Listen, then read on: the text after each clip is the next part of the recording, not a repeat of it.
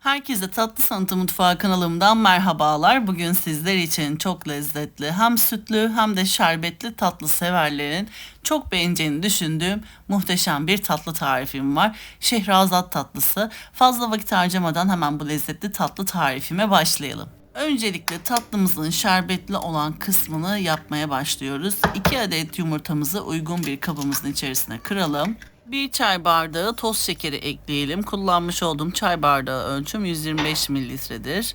1 paket toz vanilya ekliyorum. Yumurta, toz şekeri ve vanilyayı çırpıcı yardımıyla yaklaşık 3-4 dakika kadar çırpıyorum. Rengi açıldıktan sonra çırpma işlemini bitirebilirsiniz. Diğer malzemelerimizi ekleyip spatula ile karıştıracağız. Yumurta ve toz şekerini çırptık. Gördüğünüz gibi rengi açıldı. Bu şekilde rengi açıldıktan sonra diğer malzemeleri ekleyebiliriz. Toz şekeri, yumurta ve yanına vanilyayı eklememizin sebebi yumurta kokusu olmaması için. Yumurta kokusuna hassas olan kişiler mutlaka yumurta, toz şekeri çırparken toz vanilyayı da eklesin. Hiçbir şekilde yumurta kokusunu hissetmezsiniz. Benim de çünkü yumurta kokusuna hassasiyetim var. Mutlaka buna dikkat ediyorum. 1 çay bardağı sıvı yağ ekliyorum. 1,5 su bardağı ölçüsünde galeta unu ekliyorum. Kullanmış olduğum su bardağı ölçüm 200 mililitredir. 4 yemek kaşığı Hindistan cevizi ekliyorum. 1 paket hamur kabartma tozu ekleyip bu malzemelerimi spatula yardımıyla karıştırıyorum. 1 paket hamur kabartma tozu 10 gramdır. Kek harcımız oldukça koyu kıvamlı olacaktır. Sıvı, akışkan bir kıvamda olmayacak. Koyu kıvamda bir kek harcı hazırlıyoruz. Şimdi yakından sizlere kıvamını göstermek istiyorum. Koyuluğu bu şekilde olacak. Gördüğünüz gibi bu şekilde hazırladıktan sonra hemen kaselerimize pay edebiliriz. Ben küçük kase olarak kullandım. Fırına dayanıklı, pişirilebilir cam kaselerde yaptım. Dilerseniz seramik kaplarda da hazırlayabilirsiniz veya küçük çömlek kaplarında da hazırlayabilirsiniz. Her bir kasemin içerisine aynı oranda kek harcından koyuyorum. Sonrasında düzleyeceğim. Toplamda bu malzeme ölçülerinden bu kase boyutunda 15 adet şehrazat tatlısı elde ettim. Daha fazla sayıda yapmak isterseniz malzeme ölçülerini hem muhallebisini hem şerbetini hem de kek harcını 2 katı artırarak daha fazla sayıda tatlı elde edebilirsiniz. Vermiş olduğum ölçülerde ne muhallebisi kaldı, ne kek harcından kaldı, ne de şerbetinden kaldı açıkçası. Tam ölçülüdür vermiş olduğum sayılarda. Kaselere kek harcını pay ettikten sonra bir kaşık yardımıyla bu şekilde üzerlerini düzlüyorum. Dilerseniz küçük spatula ile de düzleyebilirsiniz veya bir bardağın alt kısmıyla da düzleyebilirsiniz. Oldukça kek harcımız koyu olduğu için kolaylıkla düzleyebilirsiniz.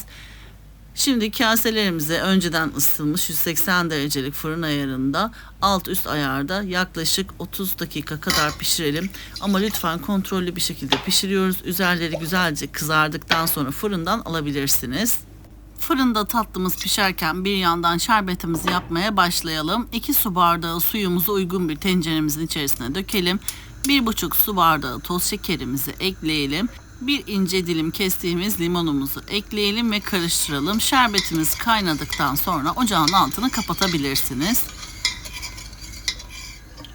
Şerbetimiz bir kenarda ılımaya bırakıyoruz. Hemen muhallebimizi yapmaya başlayalım. Uygun bir tenceremizin içerisine 5 su bardağı sütümüzü ekleyelim.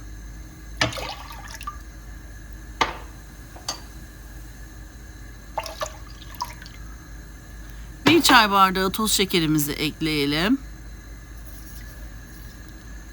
3 yemek kaşığı mısır nişastamızı ekleyelim. 3 yemek kaşığı unumuzu ekleyelim ve el çırpıcısıyla karıştıralım. 1 tatlı kaşığı ölçüsünde tereyağımızı da ekleyelim ve çırpmaya devam edelim.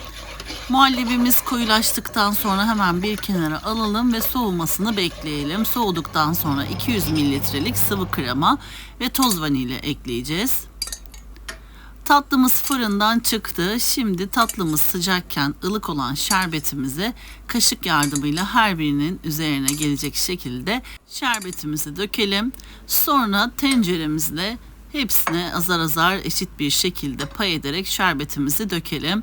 Çok güzel şerbetini çeken bir tatlıdır ve şerbet oranı da bu arada tam yetti. Vermiş olduğum ölçüler tam ölçülerdir. Muhallebimiz koyulaştı, soğudu. Muhallebimiz koyulaşıp soğuduktan sonra hemen blenderdan geçirelim ve pürüzsüz bir muhallebi elde edelim. Sonrasında 200 mililitrelik ölçüsünde sıvı krema ekliyoruz ve bir paket toz vanilya ekliyoruz. El çırpıcısıyla şöyle bir karıştırdıktan sonra hemen tatlılarımızın üzerine muhallebimizi dökelim. Bu arada kullanmış olduğum toz vanilya bir pakettir. Bir pakette 5 gram vardır.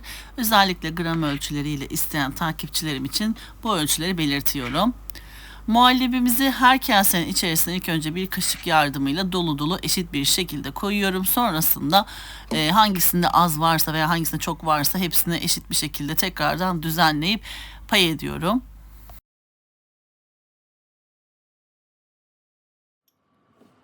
Muhallebimizin üzerini süslemek için ben pirinç antep fıstığı kullandım. Dilerseniz toz antep fıstığı, ceviz veya fındıkla da süsleyebilirsiniz.